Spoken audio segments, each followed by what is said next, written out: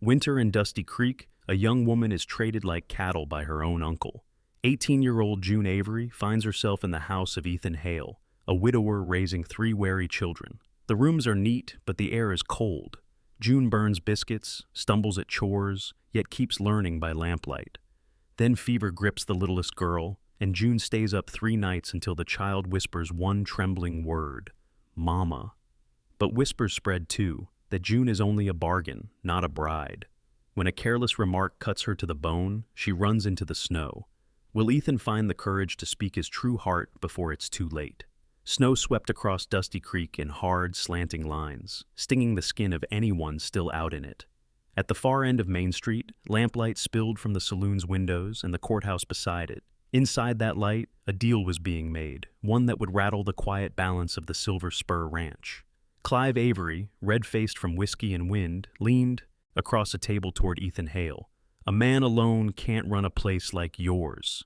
You need more than hands. You need a woman to keep the fire and mind the children. His smile was too wide, teeth yellowed. Lucky for you, I've got one in the family. June, 18. Strong enough and not one to sass. You take her, I'll take 500 cash and that brindle bull you prize. Ethan's jaw tightened, but he said nothing at first. His hat rested on his knee, hands steady on the brim. He'd buried a wife 2 winters past, and had since learned silence could carry farther than words. Finally, he spoke low. You're talking about your niece like she's a wagon to be traded, Clive snorted. Better she be kept by a decent widower than starve under my roof. You know how tongues wag. Folks already whisper she eats more than she earns. Think of it as saving face all around. Ethan looked past Clive toward the frosted window. The image of his children flickered there. Ben at 11, trying too hard to fill, boots too big, Ruthie, quiet and watchful at 9, little Millie, still asking at bedtime when Mama was coming back. Their house was clean but hollow, like a church with no hymn. He exhaled once. She deserves a choice. Clive shoved a folded paper across the table. Her choice is to freeze or to be housed. You sign, you get her, else I find another taker. Ethan didn't sign that night, but before dawn, with snow drifting high along the corral, Clive's wagon rattled up the Silver Spur lane. June sat on the seat beside him, a small bundle clutched to her chest, eyes wide and guarded. Here she is, Clive announced, swinging down. He slapped the bull's flank, where the brand steamed in the cold. Fair trade. Hale, she's yours now. Papers say so. Ethan stood on the porch, coat buttoned, boots planted solid. He met June's eyes, saw fear there, and also a stubborn line in her jaw. He glanced at his children peeking from the doorway, uncertain. Then he nodded once. Come inside. It's warmer. There June stepped down, nearly slipping on ice. Her hands were raw from cold, her coat too thin. Inside the ranch house, the stove glowed, but the air felt brittle. Ruthie stood stiff, Ben crossed his arms, and Millie hid behind her brother's leg. June set her bundle on a chair. It held 2 dresses, a comb, and a tattered hymn book. Supper was awkward. June burned the biscuits, and Ruthie wrinkled her nose. Ben whispered that she didn't know how to draw water from the pump. Ethan said nothing, only left a note by the stove before heading to the barn. Oak burns steady, use it first. The next morning, another note appeared. Parboil potatoes before frying, saves waste. Later still, Millie likes a pinch of cinnamon in porridge. June read each line twice, cheeks warm. No praise, no blame, just guidance, quiet as footsteps on snow. But outside the ranch, tongues wagged. At the mercantile, a woman muttered loud enough for June to hear. Bought like stock. Shameful. At church, Clive strutted, boasting of his clever deal. Men smirked, women whispered.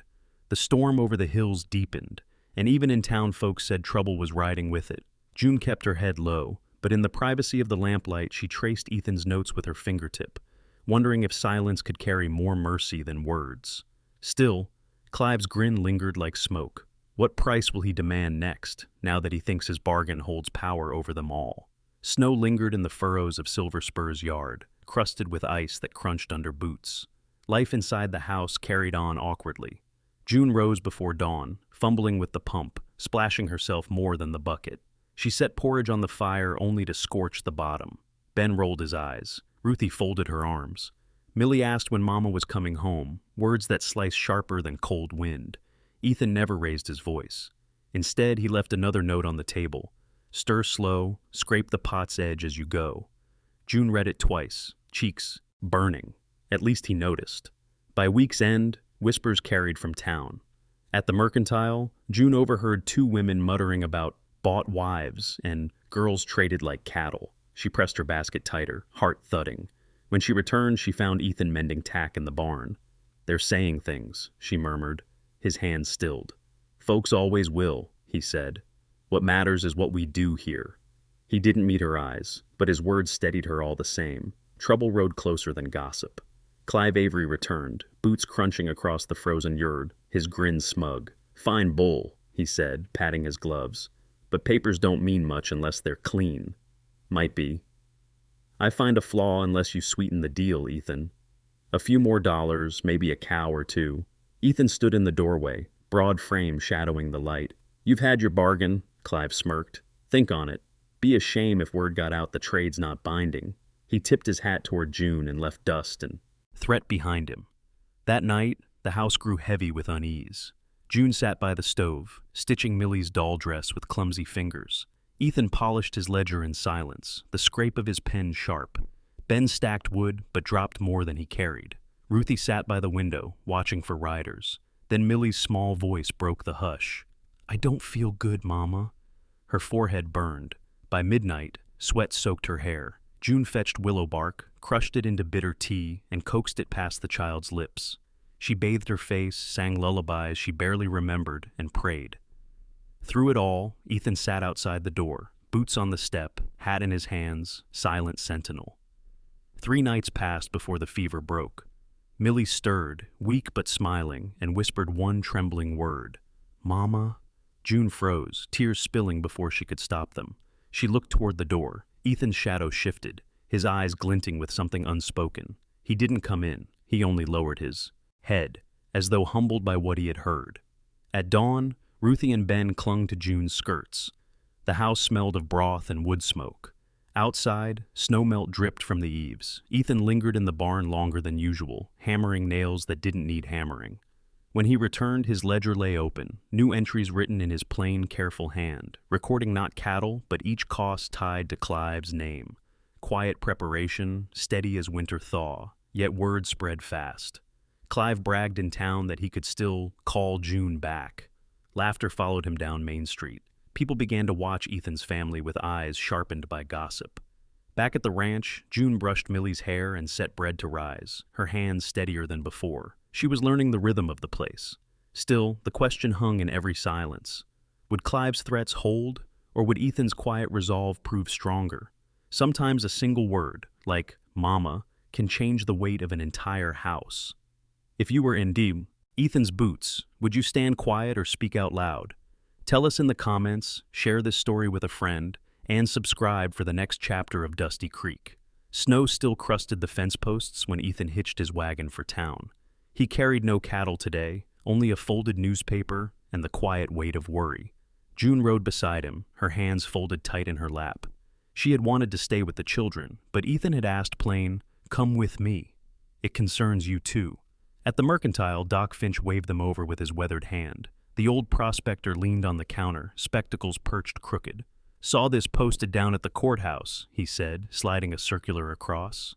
"Any bargain mixing livestock with human chattel is void. Says right here, tainted consideration, they call it. If a bull changes hands in the same breath as a woman, the whole thing falls to pieces." Ethan read the lines twice, lips pressed tight.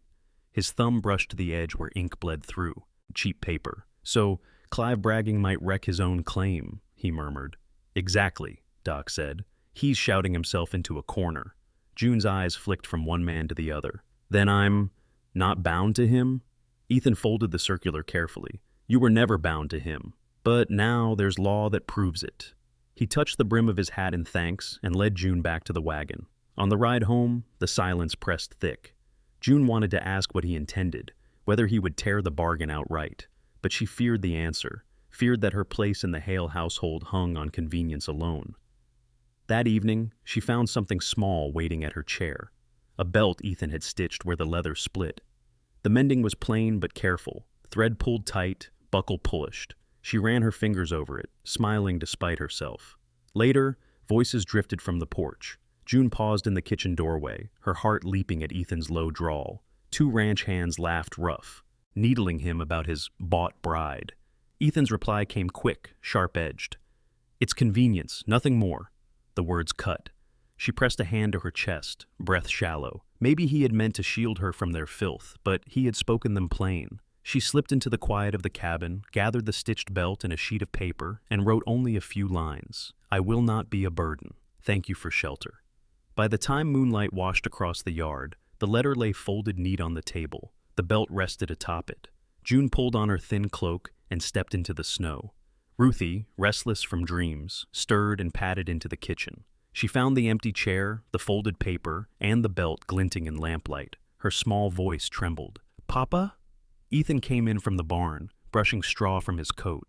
He saw the letter, saw Ruthie's pale face, and felt the room tilt. He lifted the belt with fingers that had mended it, then opened the paper. His throat tightened as he read. Ben came down the loft ladder, alarm in his eyes. Millie whimpered in her sleep. Ethan folded the letter, jaw set. Outside, fresh snow pointed a trail toward the creek bed. He pulled on his coat, saddled his horse without a word. The children stood on the porch, clutching one another, brave and small. Ruthie called after him, "Bring her back, Papa!" The wind cut sharp, carrying the scent of river ice.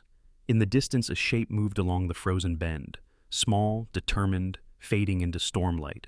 Ethan spurred forward, the stitched belt clenched in his pocket, his heart pounding harder than the hooves beneath him.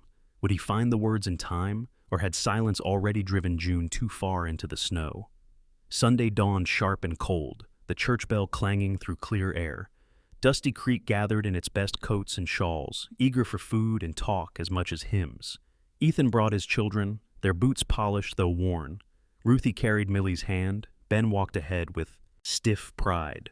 But one face was missing, June's. She had slipped away in the night, her letter and the mended belt still heavy in Ethan's pocket. The service blurred, Ethan's voice caught on the hymns, his mind half on the pew, half on the snowy trail he'd glimpsed. Afterward, the congregation spilled into the yard where tables groaned under pies and beans. Gossip rose like smoke. "Poor girl," one woman whispered. "Bought like a mule. She's been kind to the children," another countered. "You can't deny that."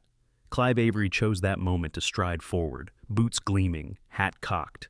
He pulled a folded sheet from his coat and held it high. "Bill of sale," he crowed. "Signed and witnessed.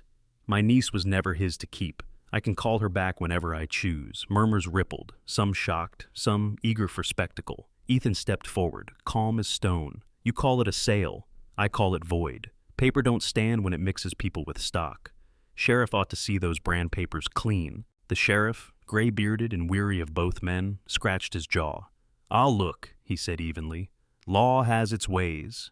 He took the papers, but gave no sign whose side he leaned. Through it all, Ethan's eyes searched the crowd, finding no trace of June. The children clung close, sensing the weight in the air. Ruthie whispered, "Papa, where's she gone?" He couldn't answer. At dusk, after the last pie plate was scraped, Ethan returned home. The house felt hollow. On the table, her letter lay where he'd left it, words plain as ache. The belt sat folded neat, his stitches mocking him. He slipped both into his coat and stepped outside. Snow glimmered silver under the rising moon. Tracks cut clean toward the creek bed. Small boots pressed into drifts. He saddled his horse without a word. The children stood on the porch, faces pale in lamplight. "We'll be all right," Ben said bravely, though his voice trembled. Ethan touched his son's shoulder. "Stay close to the fire. I'll bring her back." Mounted and turned toward the frozen bend. Wind scoured his face, the night alive with the hiss of snow across ice. He pressed the horse hard, following the trail as it wound along the bank. Then he saw it, a figure huddled near the creek, cloak drawn tight, head bowed against the cold. "June!" His voice cracked through the stillness. She flinched, tried to rise, but her knees buckled. Ethan swung down, dropping the reins, and knelt in the snow. Her eyes shone with tears and frost. "You said it was convenience," she whispered. "That's all I am." Ethan's chest ached. He drew the belt from his pocket, holding it between them. "I said those words to shield you from filth, not to shame you. My heart was too coward to speak plain. I've feared love since burying my wife. But you're not convenience, June. You're choice. My choice. The wind whipped his words away, but she heard them. She trembled, torn between anger and fragile hope. All I ever wanted was to matter, she said. You do, he answered simply. He wrapped his coat around her shoulders, lifted her gently to her feet. Come home. Behind them, the creek groaned under ice, a sound like the land itself listening. Ethan led her toward the waiting horse, his hand steady at her back. But Clive's threat still hung over the town, and the sheriff's ledger was yet to be written. Would Ethan's bold ride into town at dawn secure June's freedom, or drag him into chains of his own? The night ride from the creek left Ethan hollow, but resolved. June sat before the fire, her cloak steaming, hands wrapped in a mug of broth. He had spoken more truth in the snow than he had in years, and now there was no turning back. By first light, he was saddled again, ledger tucked under his arm, the mended belt in his pocket, and June watching from the doorway with the children close at her skirts. I'll set it proper, he told her. No shadow hanging over you. Or over us, she only nodded, though fear lingered in her eyes. Ethan rode straight into town and dismounted at the sheriff's office. Inside, he placed the brindle bull's rope on the desk. Neutral corral, he said. Hold him there until the court sees fit. He's no longer part of my household or my bargain. The sheriff raised his brows. That's bold, Hale. Clive won't take kindly. Law don't bend to kindness or temper. File this affidavit. He laid down the paper he had spent half the night drafting, citing Doc Finch's circular and every witness to Clive's boasts. The trade was void. June Avery stays by her will alone. Before the sheriff could answer, the door slammed wide. Clive stormed in, face red as fresh brand. Abduction, he roared. He stole my niece. Papers say she's mine, and he's parading her like a prize. The sheriff stood, palms raised. You'll both have your day, but I'll not see blood spilled over this. Clive jabbed a finger toward Ethan. I'll see you in chains before sundown. Ethan met his eyes calmly. If that's what it takes to show truth, so, be it by noon, word spread faster than fire on dry grass. Folks whispered along Main Street. Ethan Hale had turned the bull over, filed papers, and dared the law to decide. Some called him foolhardy, others brave. June heard the talk herself when she went for flour, Ruthie clinging to her hand. Women stared. One murmured, she must be worth it. June's cheeks burned, but her chin lifted higher. Back at the ranch, Ethan returned in the afternoon, weary but steady. The children ran to him, relief plain. June met him at the porch. You risked everything. I risked nothing worth keeping if it meant losing you, he answered quietly. That night, as snow fell soft and slow, the family ate stew in silence. Yet beneath the stillness there was a new warmth, something tentative but real. June looked at Ethan across the table and felt her heart ache with both gratitude and fear. Gratitude for his courage, fear for the storm Clive would surely bring. Her fear proved right. Just before dawn, heavy, knocks rattled the door. The sheriff himself stood there, hat in hand, deputy close behind. Ethan Hale, he said with regret. By complaint filed, I'm bound to arrest you for unlawful seizure of person. June gasped, but Ethan only touched her shoulder gently. Tend the children. Keep the fire. He kissed Millie's hair, clasped Ben's hand, and met Ruthie's tearful eyes. Then he let them place irons on his wrists, calm, dignified, unwilling to turn this into spectacle. As he was led away, June stepped onto the porch, snowflakes settling in her hair. We'll stand with you, she called after him. Her voice carried farther than she knew, straight into the ears of neighbors stirring awake across the valley. The sheriff's lantern bobbed as they vanished into the dark, leaving June and the children alone at the threshold. The fire behind her crackled, but the cold ahead felt merciless. She clutched Ethan's ledger to her chest, the stitched belt folded inside. Could one night in a cell undo all that mercy had built, or would it prove the very strength that bound them together? The cell in Dusty Creek was little more than stone walls and a cot, but Ethan carried himself as if it were another room of his ranch. He tipped his hat to Deputy Lawson when the door clanged shut. I'll be no trouble, he said, then settled on the bench, hands folded. Word spread quick. By sundown, half the town knew Ethan Hale sat behind bars on Clive Avery's complaint. Some shook their heads at his folly. Others, remembering June's care for the children and Ethan's steady ways, felt unease gnawing. At the ranch, June kept her shoulders straight. She kneaded dough, stoked the fire, and tucked Millie in, though her hands shook when no one watched. Ruthie asked if Papa was coming back tomorrow. June answered with a voice she prayed sounded certain. Yes, love. Tomorrow, when the house was quiet, she wrapped a loaf in cloth and walked into town with Ben at her side. The night was raw, wind sharp against her face. At the jail, the deputy hesitated but finally let her through. Ethan sat calm, hat on his knee. I brought you bread, June said softly, slipping the bundle through the bars. The children helped. Ethan's eyes met hers, steady and warm. You kept them safe. That's all that matters, her throat tightened. They're scared. So am I. He leaned closer, voice low. Fear's no shame, but we don't run from it. Tomorrow the judge hears both sides. Truth will stand. Doc Finch shuffled in behind her, cane tapping the floor. You're not alone, Hale. I've signed a statement. Heard Clive boasting more than once about his clever trade. The schoolmarm, too. She's put ink to paper. And those ranch hands who saw him brag at the saloon? They'll testify. Ethan nodded his thanks.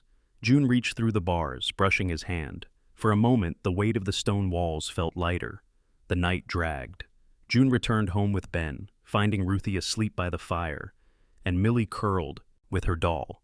She sat at the table, staring at Ethan's ledger. Each line of careful script told of a man who measured his life by honesty, not gain. She pressed her palm against the page and whispered, "We're not leaving." Morning dawned gray, snowmelt running in the ruts of Main Street. The jail bell tolled softly, calling folks to watch. The town divided clean, half curious, half waiting to see which way the wind would blow. In the cell, Ethan washed his face in a tin basin, smoothed his hair, and straightened his coat. To the deputy, he said simply, "Let's settle it proper." At the ranch, June dressed the children in their best. Ruthie tied Millie's bonnet with careful hands. Ben tried to stand taller, like his father.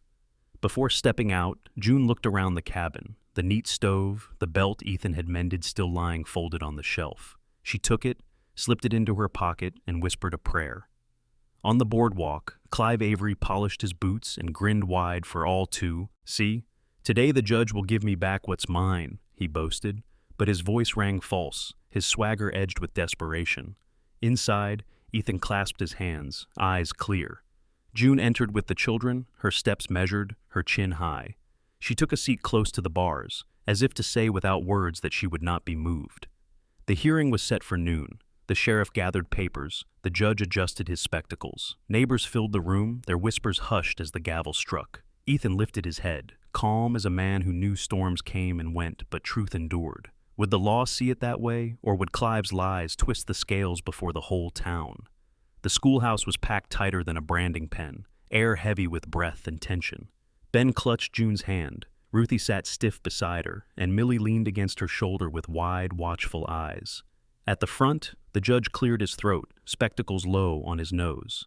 Ethan stood tall despite the iron chain at True, his wrist, hat in hand, voice steady.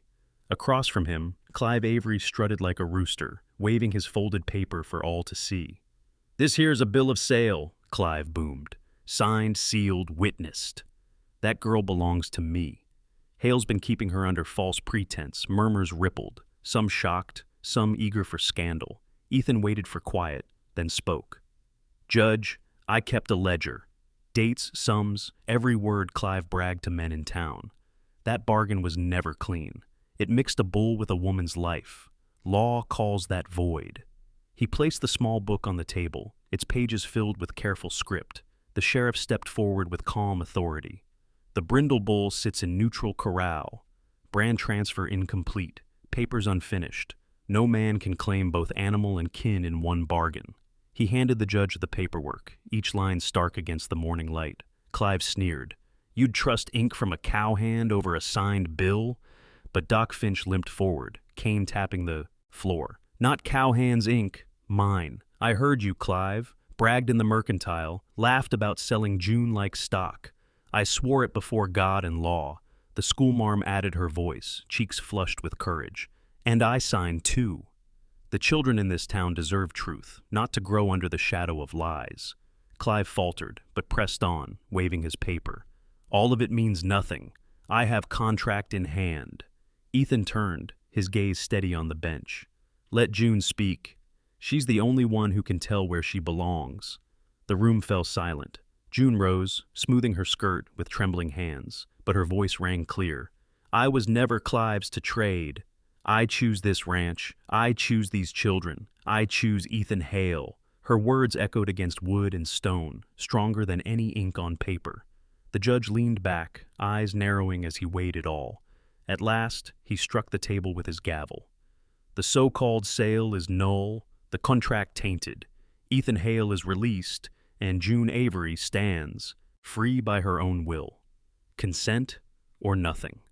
That is the law, gasps, then cheers, swept through the schoolhouse.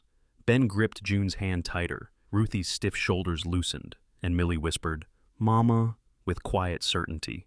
Ethan drew a long breath, shoulders easing as though a yoke had been lifted. Clive sputtered, face red, but the sheriff laid a hand on his arm. That's enough.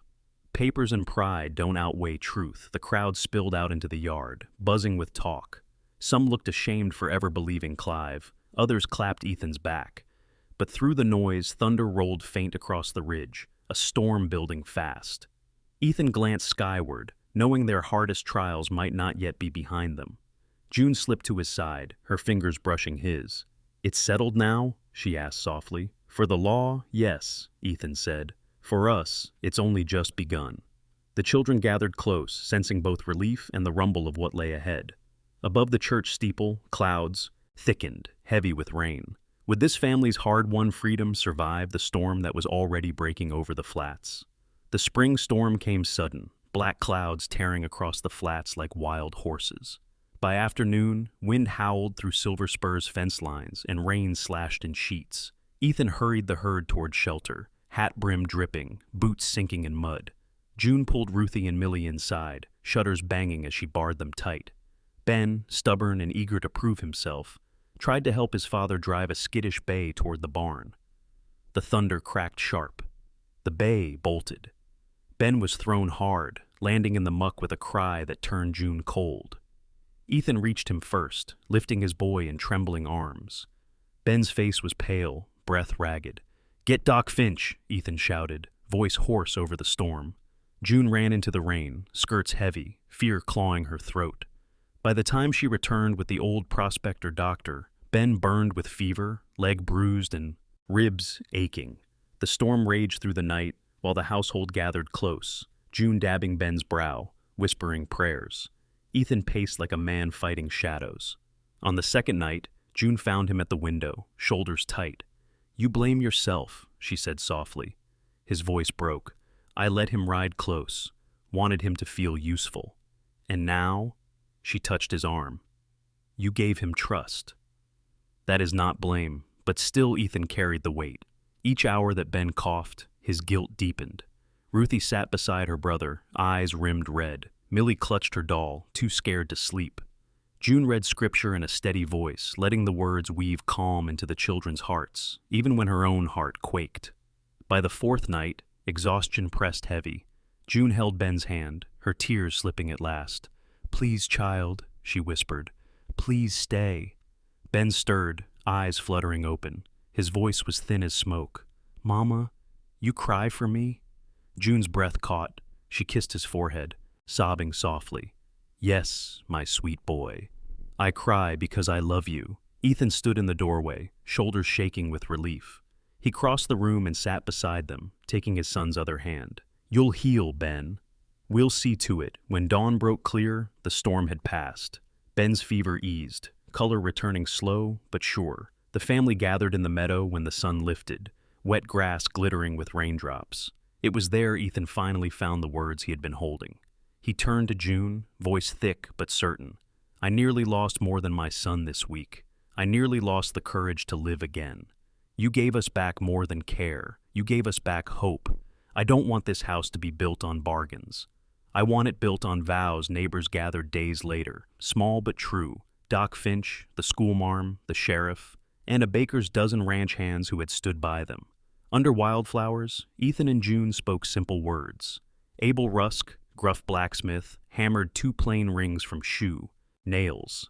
They slid them on each other's hands, rough metal gleaming like silver.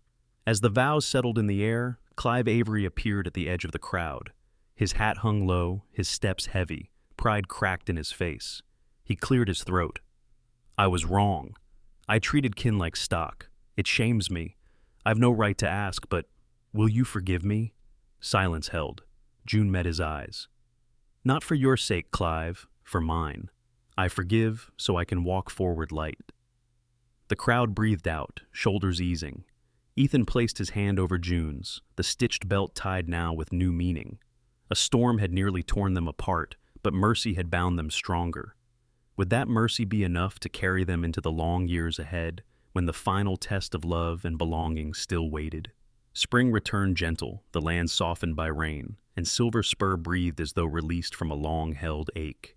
Grass rose bright, cattle grazed steady, and children's laughter carried from the schoolhouse porch. For the first time in years, Ethan Hale let himself believe the ranch was more than survival. It was home. He walked with June to the cottonwood at the meadow's edge, the one that shaded his first wife's resting place. He paused, hat in hand.